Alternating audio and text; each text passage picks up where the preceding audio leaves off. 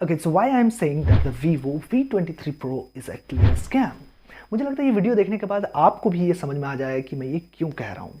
So welcome to the scam 2022. Let's get started. So first let's talk about the very basic things.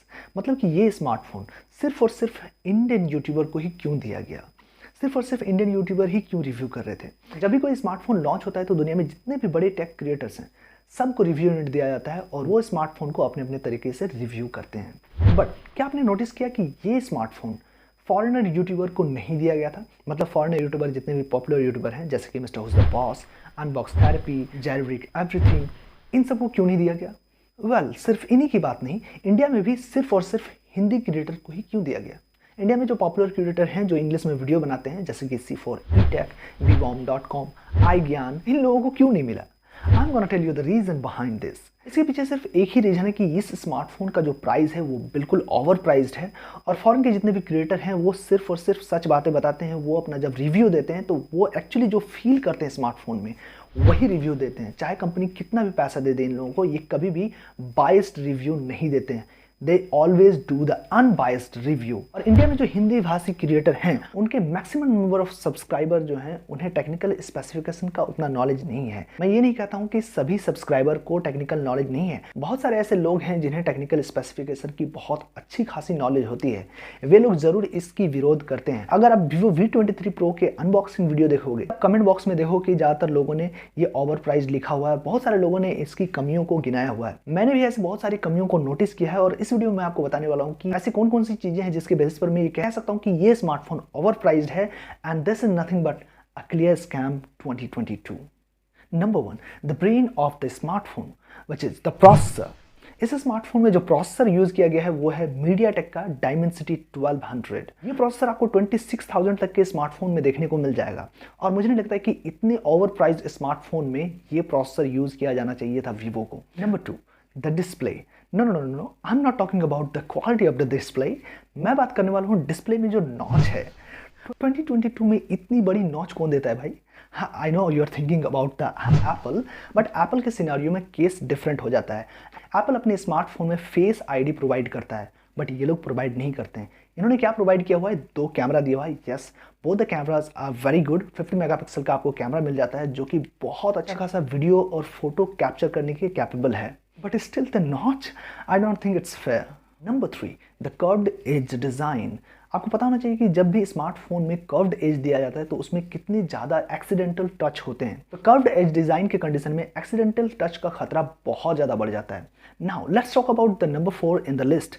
That is the speaker and the headphone jack. I mean 3.5 mm headphone jack. इस smartphone में आपको 3.5 mm का audio Jack नहीं मिलता है और दूसरी बात, इस स्मार्टफोन का जो स्पीकर दिया गया है वो सिंगल स्पीकर दिया गया है. Number 5, the refresh rate. इस स्मार्टफोन में आपको सिर्फ और सिर्फ 90 हर्ट्ज रिफ्रेश रेट का स्क्रीन दिया गया है.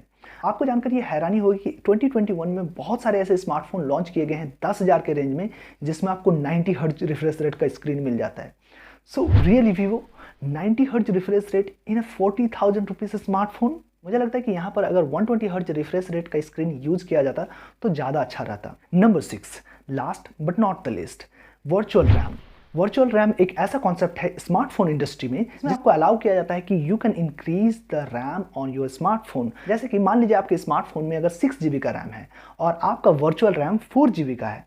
दैट मीन्स आप अपने स्मार्टफोन के इंटरनल स्टोरेज से 4 GB लेकर आप अपने स्मार्टफोन का रैम को 10 GB तक बढ़ा सकते हैं. But actually it doesn't work like that. Virtual RAM doesn't improve the overall responsiveness of the smartphone. It only allows you to open the maximum number of apps in your background. That means इस smartphone में जब आप virtual RAM को use करते हैं तो virtual RAM से आप अपने स्मार्टफोन के रिस्पॉन्सिवनेस या फिर आप अपने स्मार्टफोन की एफिशिएंसी को नहीं बढ़ा सकते. ये सिर्फ और सिर्फ मैक्सिमम नंबर ऑफ ऐप को ओपन करने का अनुमति देता है आपको कि आप अपने बैकग्राउंड में ज़्यादा से ज़्यादा ऐप को ओपन कर सकते हैं. That's it. But the question is that why these companies are providing the virtual RAM? Well, it's a marketing gimmick. ज़्यादातर कंपनियां आपको सिर्फ और सिर्फ फूल बनाती है ये बताकर कि आप अपने स्मार्टफोन के रैम को बढ़ा सकते हैं ताकि आपको ये अच्छा लगे सुनने में कि हाँ मेरे स्मार्टफोन में 10 GB का रैम है, 12 GB का रैम है, बट एक्चुअली में ऐसा ये काम नहीं करता है. So the virtual RAM does not equal to the actual RAM used in the smartphone. अब आप मुझसे ये पूछेंगे कि किसका वीडियो देखकर डिसाइड करना चाहिए कि कौन सा स्मार्टफोन सही है या नहीं है, या फिर कौन सा स्मार्टफोन वैल्यू फॉर मनी है या नहीं है। Well, you should wait for the complete review of the smartphone. अगर इन यूट्यूबर्स में थोड़ी सी भी गट्स है तो ये लोग ज़रूर इस स्मार्टफोन की कंप्लीट रिव्यू करते वक्त इनकी कमियों को ज़रूर गिनाएंगे। और अगर इन्हें ज़्यादा पैसा मिला हुआ है और इस बात का डर है कि next time company review unit भेजेगी या नहीं, तो मुझे नहीं लगता है कि ये लोग इसकी कमियों को गिनाएंगे।